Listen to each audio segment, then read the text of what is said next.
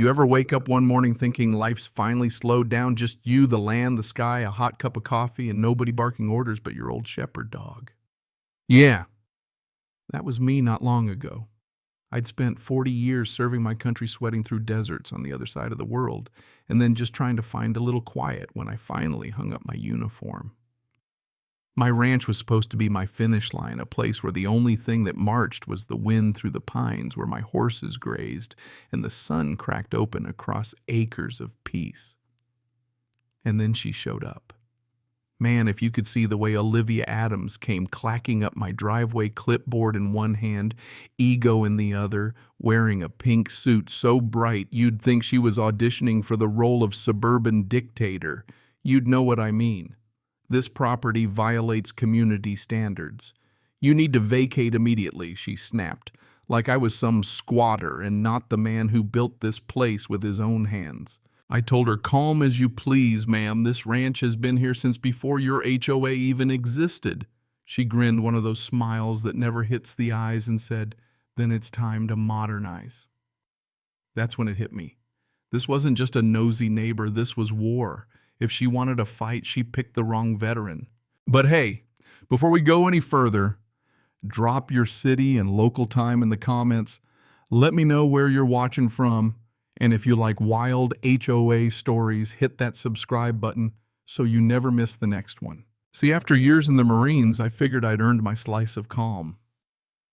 Bought this land 20 years back, fixed up the barn, raised a few horses, rode the fence line at sunset. My closest neighbors were half a mile away. Folks who understood privacy, the kind who waved from a distance and minded their own business. Life was about coexistence, not control.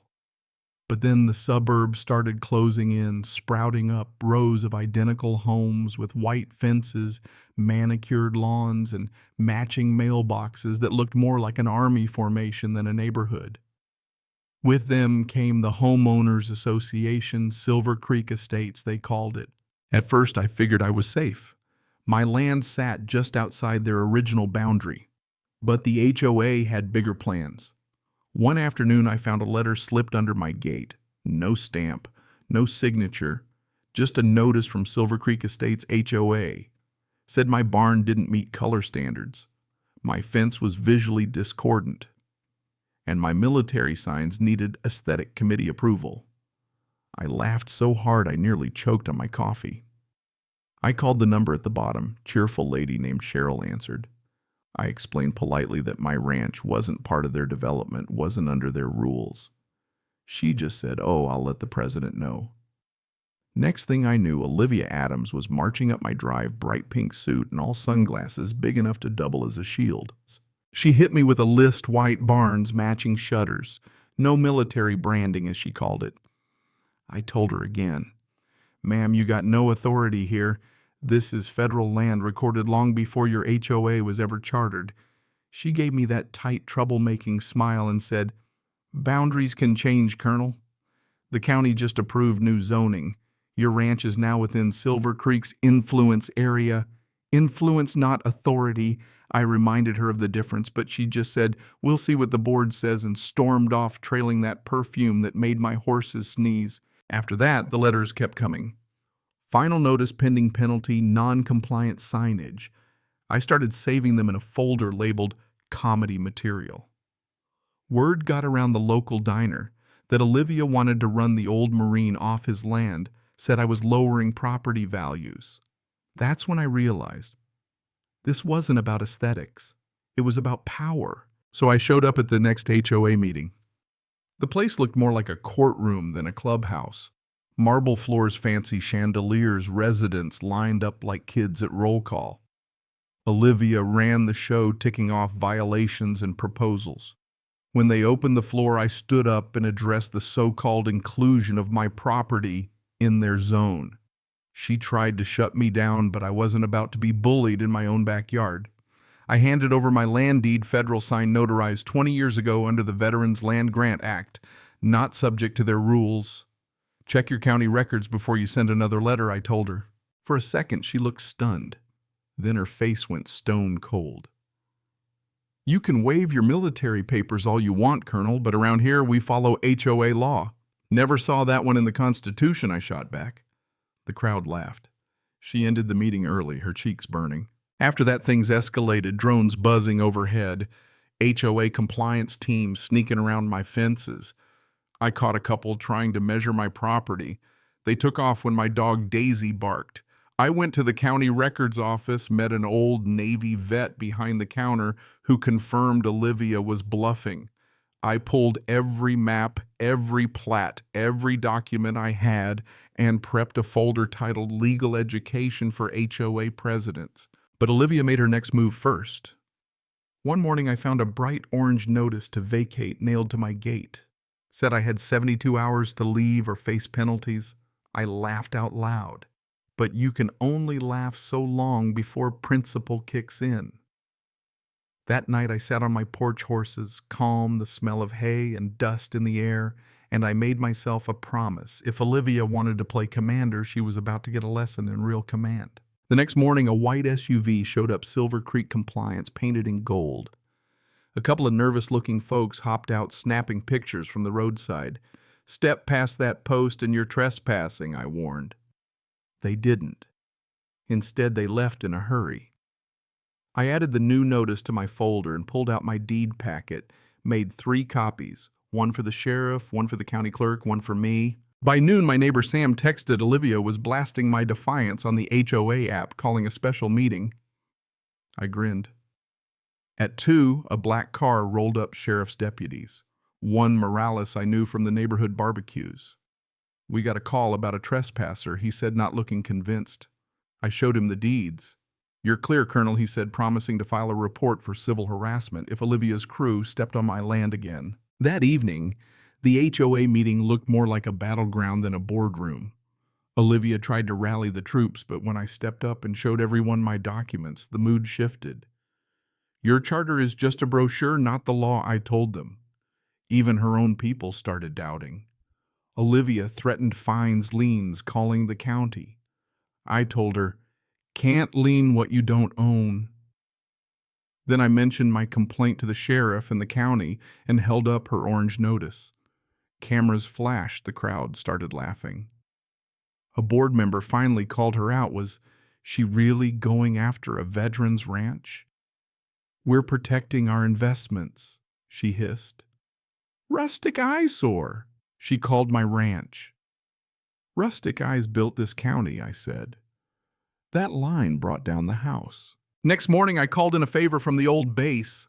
Asked for a lawful public training drill, nothing scary, just a big official show of organization and boundaries. By 8 a.m., my lane filled up with trucks and uniforms. Marines in formation, radios, crackling engines, rumbling. Kids waved from their bikes, the Marines waved back. Even Daisy acted like she was in a parade. It was the most excitement this neighborhood had seen in years. Olivia nearly lost her mind, came storming out of her house, screeching about invasions. I showed her the paperwork, sheriff's permits, county approval, even the Marine base commander's blessing. "You might want to check your bylaws, ma'am," I said.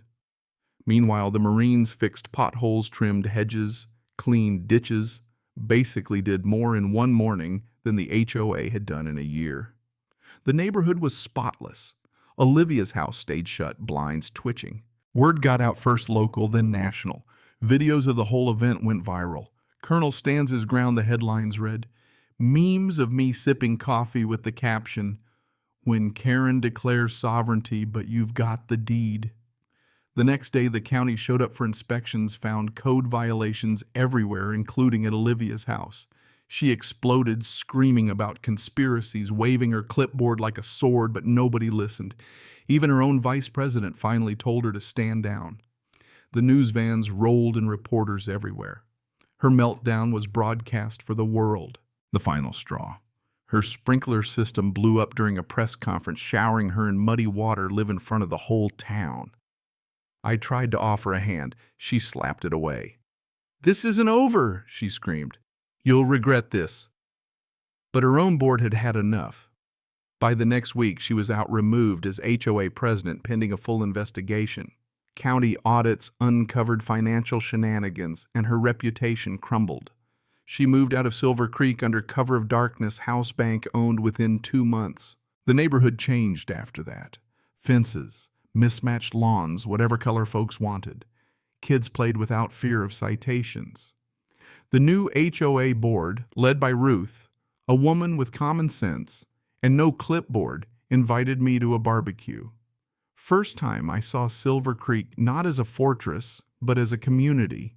Even Morales, the deputy, joked about giving me a civic responsibility award. I told him I was allergic to neckties. The Marines made their drill an annual event calling it Operation Silver Creek Veterans, helping out building community instead of enforcing rules. I declined all the interviews, but said yes to one podcast for veterans. Asked what I learned, I said, "Some battles aren't about fists or bullets. They're about patience, paperwork, and knowing when to stand your ground. Never confuse authority with wisdom. A loud voice and a clipboard don't make you right." Rumor is Olivia tried to start another HOA somewhere else, lasted 3 weeks before the folks voted to dissolve it. I guess word gets around when the cautionary tale comes with viral footage. Now, I spend my mornings like I always wanted, painting fences because I want to watching horses graze, listening to the wind. Every now and then I get postcards from strangers, homeowners in Arizona, Florida, Texas, all saying thanks for standing up. And every evening the only thing I hear is laughter drifting from Silver Creek kids' neighbors, the sound of people remembering what freedom actually feels like. So here's what I learned. Boundaries aren't just lines on a map. They're the line between dignity and surrender, between peace and chaos. If you ever find yourself up against an HOA, Karen, don't lose your cool. Stand your ground, know your rights, let the truth do the heavy lifting. And above all, remember that the best kind of victory is the kind that lets you forget there was ever a fight. Now I want to hear from you. Where are you watching from? Ever stood up to unfair rules yourself? Drop your stories in the comments, and don't forget to subscribe for more true life HOA tales of justice, laughter, and a little bit of poetic revenge.